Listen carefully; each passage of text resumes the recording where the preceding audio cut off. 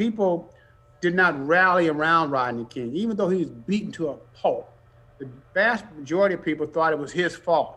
In tonight's cover story, consider this. This week, we got the historic guilty verdicts in the Derek Chauvin trial, while next week marks the start of riots here in California following another closely watched verdict almost 30 years ago. 4 Los Angeles police officers were found not guilty after the caught-on-camera beating of Rodney King. This is utter lawlessness. 5 destructive days in L.A. led to the deaths of more than 50 people. Oscar winner John Ridley and ABC's Lincoln Square Productions looked back at the LA riots in the documentary Let It Fall. People in the film talk about it as being a movement, a rebellion, a riot, guerrilla warfare. But ultimately, we're talking about human beings that were involved. And Rodney King was demonized.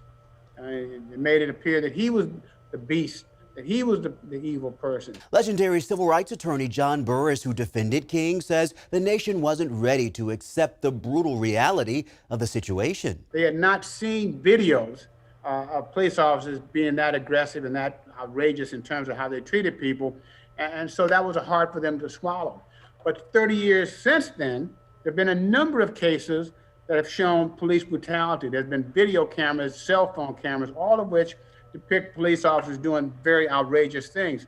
So when we get to George Floyd, people were more than willing to accept that this was bad conduct on the part of the police. 3 decades later, Burris calls the guilty verdicts in the Derek Chauvin trial a long-awaited step toward police accountability.